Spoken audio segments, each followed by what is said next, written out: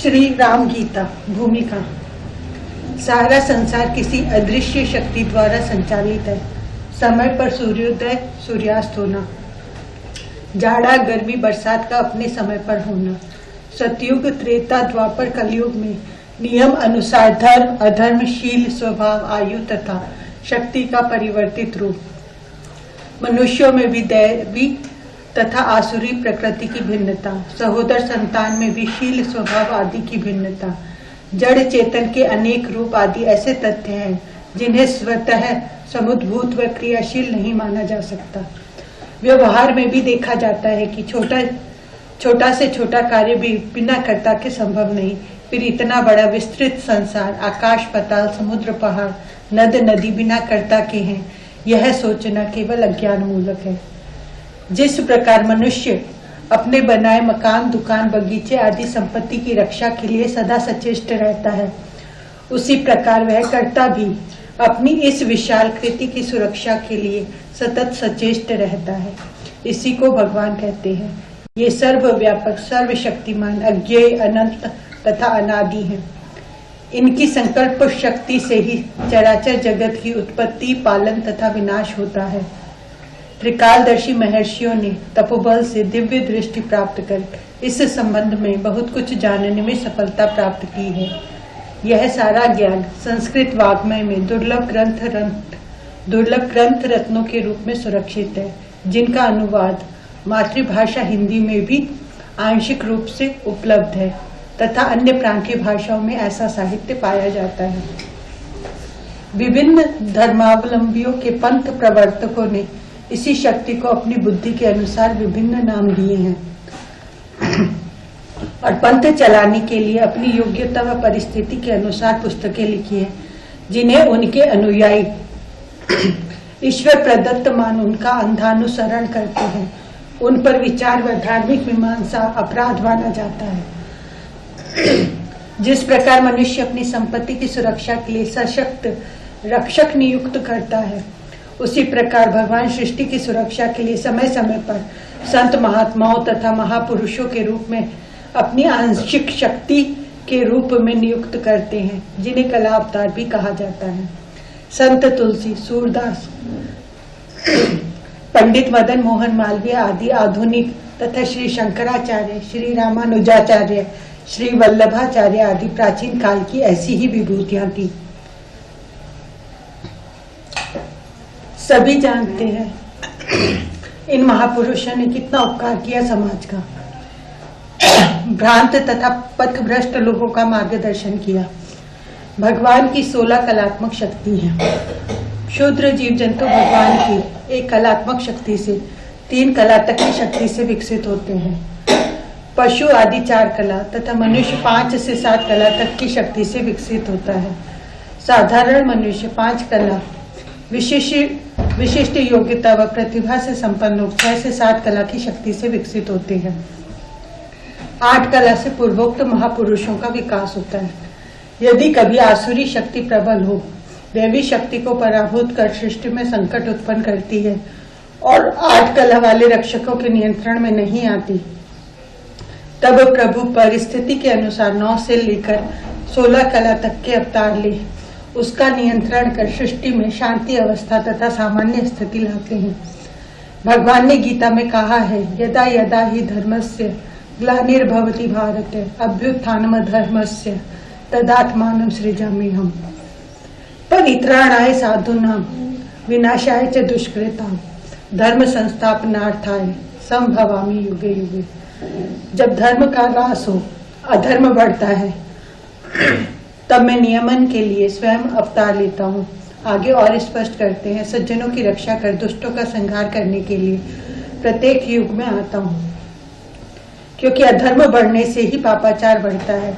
धर्महीन सज्जनों को सताते तथा धार्मिक कृत्यों को नष्ट करने लगते हैं, इसलिए धर्म की स्थापना करने संसार में आता हूँ।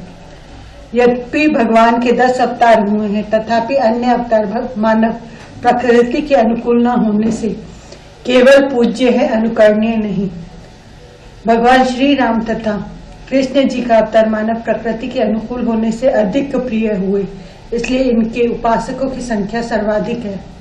बुद्ध अवतार भी मानव प्रकृति के अनुकूल हुआ, किंतु अहिंसा परमो धर्म है के सिद्धांत को प्रमुखता प्रदान कर बड़ी हिंसा को रोकने के प्रभाव में उन्होंने यज्ञों का जो विरोध किया, उससे उनका उपदेश वैदिक मान विरुद्ध होने के कारण सनातन धर्मियों ने उसे स्वीकार नहीं किया और आदि शंकराचार्य जी ने उसका खंडन कर भारतवर्ष में पनपने नहीं दिया। फलतः वह भारत के बाहर जाकर फला फूला और आज भारत के बाहर उनके अनुयायियों की अच्छी संख्या है। यद्यपि तिब्बत पर चीन के आक्रमण व अधिकार के बाद दलाई लामा के भारत में शरण पाने के कारण यहाँ भी उनकी संख्या बढ़ी है। भगवान श्री कृष्ण जी का अवतार था। इनकी बाल लीला, रासलीला, गोचारण आदि मतों को भक्ति रस में अवगाहित कर श्री कृष्ण चरणों में समाहित करने में अवश्य प्रेरक हुई।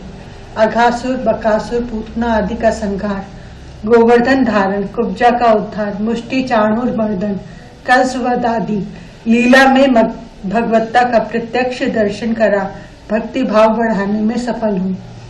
महाभारत युद्धों द्वारा दुर्योधन, दुशासन आदि मदोन्मत्त राजाओं का विनाश, अपने ही परिवार के उन्मत्त यादवों को भी परस्पर विनष्ट करा अवतार की सार्थकता सिद्ध की। धर्म भीरु पांडवों की रक्षा, द्रौपदी चीरहरण में उसकी सहायता, गर्भस्थ परीक्षित की रक्षा, तत्कालीन दुष्ट राजाओं के प्रताड़न से पीड़ित जनों के लिए सुरक्षित द्वार का बसाना आदि कार्य उनके सज्जनों की रक्षा के उद्घोष में परिचायक है। युद्ध स्थल में श्रीमद् भागवत गीता का उपदेश दे कर्म भक्ति तथा ज्ञान कांड की महत्ता तथा वास्तविकता निरूपित कर मानव जीवन को उचित दिशा दे धर्म की स्थापना तथा मानवता की प्रतिष्ठा की। आज सारे विश्व में श्रीमद् भगवत गीता प्रथम पुस्तक के रूप में मान्य तथा प्रेरणा स्तोत्र है। इन सब विशेषताओं के होते हुए भी भगवान श्री कृष्ण का चरित्र प्रेरणादायक कहा जा सकता है, अनुकरणीय नहीं। इसलिए इनका प्रचार प्रसार जन्मोत्सव और रासलीलाओं तक ही सीमित रह गया।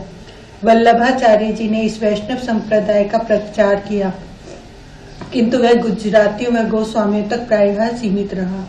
भगवान श्री राम का अवतार पूर्ण रूप मानव चरित्र व प्रकृति के अनुरूप हुआ, इसीलिए इन्हें मर्यादा पुरुषोत्तम कहा गया। वास्तव में ये मर्यादा पुरुषोत्तम तथा सर्वोत्तम पुरुष थे। संत तुलसी ने ठीक ही लिखा है, रीति नीति परमारथ स्वारथ को न राम सनी जानी यथारथ। रीति अर्थात अपने कुल व देश की परंपरा का निर्वाह, जिनका श्री राम जी के जीवन में सर्वत्र परिचय मिलता है। नीति भी उनकी अनुकरणीय है। रावण, विभीषण, बाली, सुग्रीव, हनुमान के कई मंत्रा के साथ किन विषम परिस्थितियों में उन्होंने कैसा व्यवहार किया सर्वविदित है। परमार्थ लंका का राज्य जीतकर विभीषण को दे दिया। ऋषि मुनियों की करुण गाथा सुन राक्षस वध का व्रत ले उनका संहार किया तथा ऋषि मुनियों का सम्मान कर उनकी जीविका का उचित प्रबंध किया। प्रजा को कोई कष्ट न हो इसका सदैव ध्यान रखते थे। इसलिए महात्मा गांधी ने स्वराज्य प्राप्ति के बाद देश में राम राज्य की कल्पना की थी, किंतु उनकी कल्पना ही रह गई। उनके अनुयायियों ने सदा के लिए उसे दफना दिया। स्वार्थ के संबंध में तो पराकाष्ठा है उनके कर्तृत्व की। बाल्यावस्था से ही गुरुजनों के प्रति श्रद्धा का पालन, भाइयों के साथ व्यवहार, पिता की आज्ञामान वनगमन, वानर भालुओं को मिला रावण कुंभकर्ण जैसे दुर्दांत शत्रुओं से युद्ध, अयोध्या से सोना बुला भरत को संकट में न डालना, अपनी सती साध्वी परम प्रेयसी सीता का परित्याग, यज्ञ में पत्नी की अनिवार्यता से स्वर्णमयी सीता का निर्माण कर यज्ञ संपन्न करना किंतु दूसरा विवाह न करना, प्राण प्रिय लक्ष्मण का परित्याग उन्हीं का आदर्श है। इस प्रकार अपने चरित्रों द्वारा मानव जीवन को सफल तथा सार्थक बनाने का उपदेश ही रामचरित्र है। सीता हरण में वन वन भटक उनकी खोज करना, वियोग में विलाप, लक्ष्मण शक्ति में भाई के वियोग की कल्पना कर करुण क्रंदन, भगवत्ता का परित्याग कर सहज मानव की भूमिका का निर्वाह किया। इस प्रकार आरंभ से अंत तक मानव चरित्र का निरूपण कर उन्होंने पूर्ण मानव बनने का उपदेश दिया है।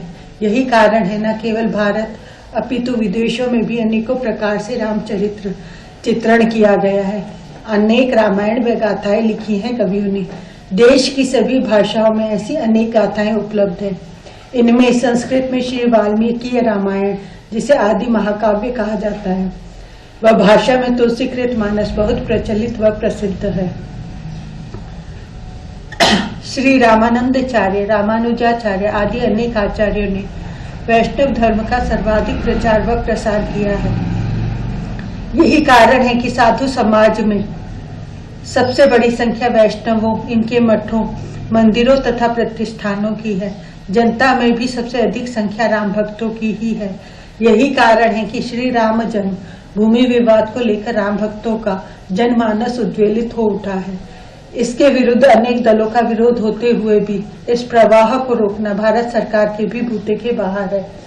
इसी व्यापक भावना को दृष्टिगत रख श्री भारत धर्म महामंडल ने राम गीता का प्रकाशन किया है कि केवल राम भक्ति ही नहीं, जन जन श्री राम का उपदेश पढ़, उसका मनन कर, उसे भगवान की वाणी समझ अपना जीवन सुधारे तथा लोक परलोक के लिए कल्याणकारी मार्ग प्रशस्त करें।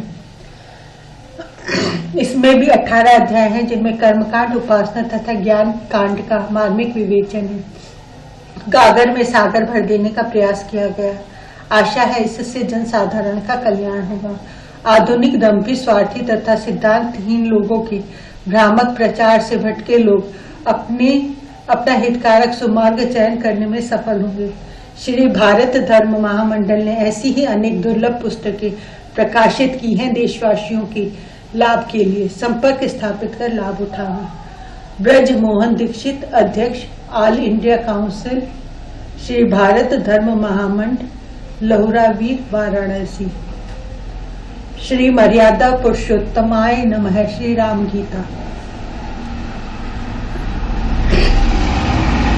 श्री दक्षिणामूर्ति जी ने आज्ञा की, हे ब्रह्मन, मैं तुम्हें परम अद्भुत और दिव्य शक्ति प्रकाशक श्री राम गीता को कहने के लिए उत्सुक हूँ। उसे एकाग्र चित्त से सुनो।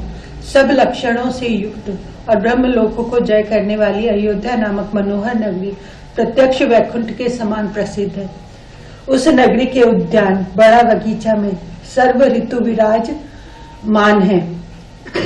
सब प्रकार के वृक्ष लगे हुए हैं और सब जाति के पक्षी वहां विहार कर रहे हैं। वह उद्यान सुंदर बावड़ी, कूप, तालाब से ऐसा सुशोभित है जिसके दर्शन मात्र से सब क्लेश नष्ट होते हैं और सर्वानंद प्राप्त होता है।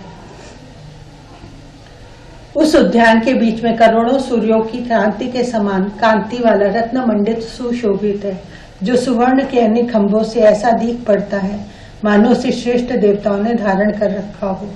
पाटों पर जड़े हुए हीरों से और खंभों के ऊपर की कीलों में लटकाए हुए मोतियों के हारों से ऐसा शोभायमान हो रहा है मानो बड़े बड़े अक्षरों से उस पर वेद वाक्य अंकित किए गए हों। वहां नीलम का फर्श, तोरण और केले के वृक्षों से ऐसा सजाया है मानो वहां पर संपूर्ण महर्षियों का संग, पुराण तथा स्मृतियां एकत्रित हुई हों। बड़े बड़े दर्पण तथा जरदोजी वस्त्रों से ऐसा अलंकृत किया गया है मानो वह अनेक विद्याओं तथा महामंत्रों से घेरा गया हो।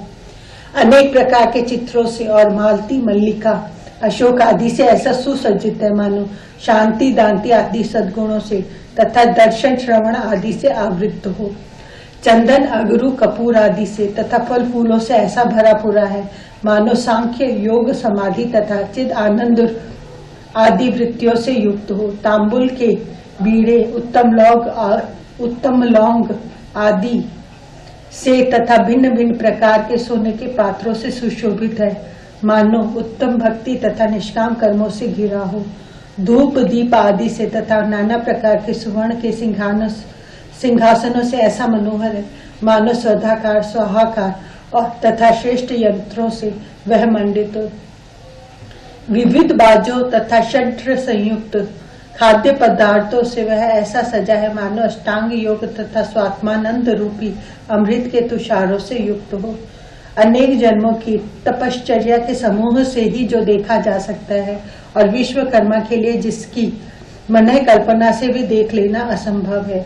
भूतकाल, वर्तमान काल और भविष्यत काल में तथा 14 लोकों में भी कभी एवं कहीं भी इसकी समता करने वाला रत्न मंडप नहीं है।